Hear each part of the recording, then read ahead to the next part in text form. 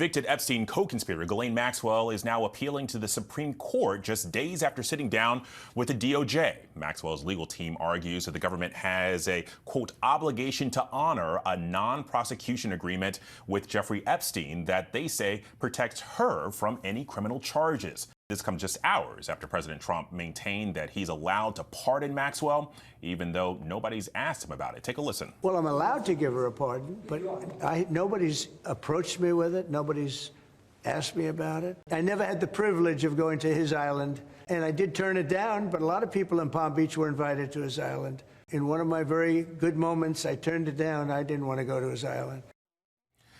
Deputy Attorney General Todd Blanche met with Maxwell for 9 hours last week in Florida. Sources tell ABC News that she initiated the meetings and received limited immunity for the statements that she made. So for more on this, I want to bring in our congressional correspondent, Jay O'Brien, who covers Capitol Hill. And Jay, first, can you break down this appeal for us?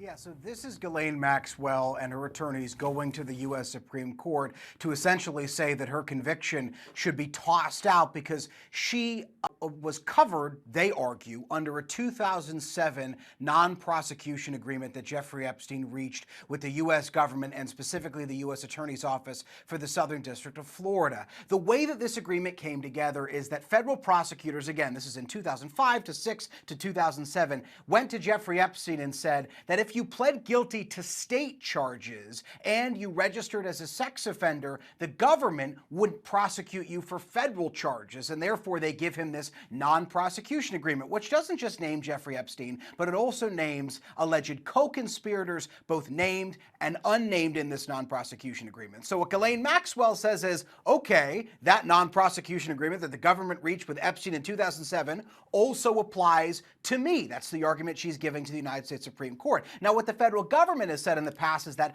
because Ghislaine Maxwell wasn't a party to that agreement, firstly, it doesn't apply to her. And even if this agreement did apply to her, the argument they've made in the past is that because it was struck in Florida, in the Southern District of Florida, it doesn't apply to these charges that were brought against Jeffrey Epstein and ultimately Ghislaine Maxwell in 2019 and onward in New York, a different U.S. Attorney's Office. So that's what's no doubt going to be haggled in front of the United States Supreme Court if the Supreme Court ultimately does take this case, Alex, and it's still a big if.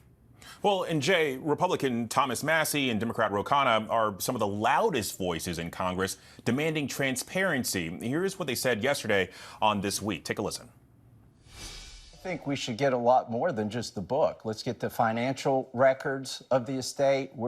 Follow the money. It's hard to believe that she herself and Epstein did these crimes by themselves, right? Yeah. So it's time to find out who else was involved. I have skepticism, given she was indicted of perjury, given she has a motive for getting a pardon, and I'm concerned about restoring justice for the victims.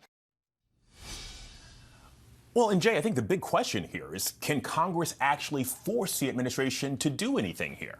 They can if they passed legislation to this effect. And there's a bill, one is Ro Khanna's bill, one is Thomas Massie's bill, but they've said they would support one another as well, that would compel the release of the records that the Department of Justice has that relate to Jeffrey Epstein. And Thomas Massie will tell you that he's also got the buy-in from 12 or so hardline Republicans who have signed on as co-sponsors to his legislation. So ultimately, if this bill were to be pushed procedurally out onto the House floor for a vote, it could pass with a big chunk of Democrats and those 12 or so hardline Republicans. But I say, Alex, that it'd have to be pushed procedurally because Speaker Mike Johnson, Republican leadership who control the floor, have seemed to signal that they would not support putting this legislation on the floor because it would compel the administration to do something that Speaker Johnson argues the administration is already doing. Obviously, Thomas Massie doesn't buy into that argument. So what he and Ro Khanna would have to do is do something called a discharge petition, which would essentially force this bill onto the floor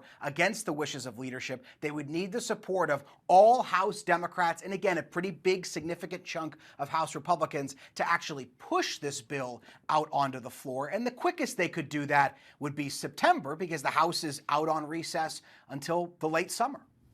Yeah, very interesting timeline there. Jay O'Brien, I appreciate that.